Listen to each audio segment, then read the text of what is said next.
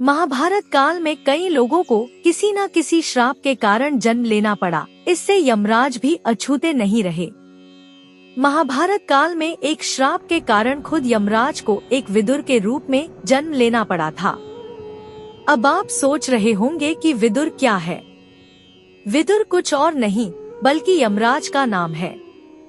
पौराणिक कथाओं के अनुसार ऋषि मैत्रेय के श्राप के कारण महाभारत काल में यमराज को एक दासी के यहाँ जन्म लेना पड़ा था और विदुर नाम रखा गया था।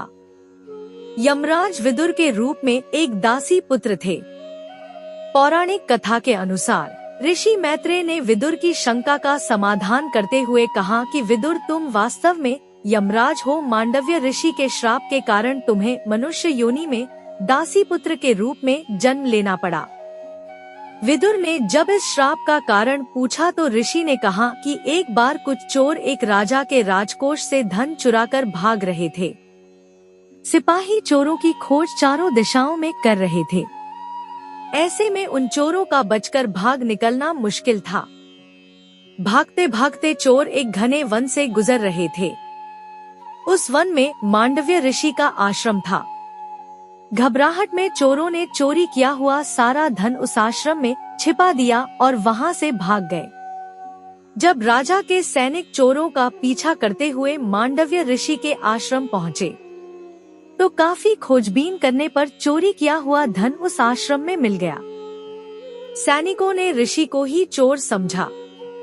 वे उन्हें पकड़कर राजा के पास ले गए। राजा ने सैनिकों से सारी बात जानने के बाद ऋषि को फांसी की सजा सुना दी। जब ऋषि को फांसी दी जा रही थी तो वहीं पर ऋषि मंत्र जाप करने लगे। राजा के कर्मचारियों ने उन्हें फांसी पर लटका दिया, लेकिन आश्चर्य, ऋषि के प्राण नहीं निकले। जब काफी देर हो गई तो सैनिकों को भी आश्चर्य हुआ कि फांसी पर लटकने के बाद भी ऋषि के प्राण क्यों नहीं निकल रहे हैं। जब यह बात राजा तक पहुंची तो उन्हें अपनी गलती का एहसास हुआ और उन्होंने ऋषि से क्षमा मांगी। ऋषि ने राजा से कहा कि राजन, मैं तुम्हें तो क्षमा कर दूंगा, लेकिन यमराज को क्षमा नहीं करूंगा कि निरपराधी होते हुए भी मुझे मृत्यु दंड दिया गया। इसके लिए मैं यमराज को अवश्य दंड दूंगा। इधर ऋषि अपने तपोबल से यमराज की सभा में पहुंच गए। उन्होंने यमराज से पूछा कि जब मैंने कोई अपराध ही नहीं किया तो मुझे मृत्यु दंड का कष्ट क्यों भोगना पड़ा। क्रोध से आए मांडव्य ऋषि को देखकर यमराज भी डर गए। उन्हें लगा कि ऋषि कहीं क्रोध में आकर उन्हें श्राप न दे दें। इस पर यमराज ने ऋषि से कहा कि आपने बचपन में एक तितली को कांटा चुभाया था, उसी पाप के कारण आपको यह दंड मिला। इस पर मांडव्य ऋषि ने कहा कि शास्त्रों के अनुसार यदि कोई मनुष्य अज्ञानतावश पाप करता है तो उसे स्वप्न में दंड दिया जाना चाहिए। तुमने मुझे शास्त्र विरुद्ध दंड दिया है, इसलिए मैं तुम्हें श्राप देता हूँ कि तुम मनुष्य योनि में दासी पुत्र के रूप में जन्म लोगे।